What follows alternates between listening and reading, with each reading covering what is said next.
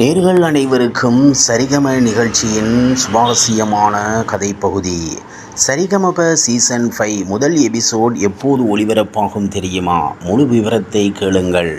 சரிகமப 5வது சீசன் ஆரம்பமாக உள்ளது. இதில் பல கனவுகளுடன் பல போட்டியாளர்கள் பங்கேற்ற உள்ளனர். கடந்த வாரம் சரிகமப லிஸ்டில் சாங்ஸ் 4 சீசன் முடிவடைந்தது.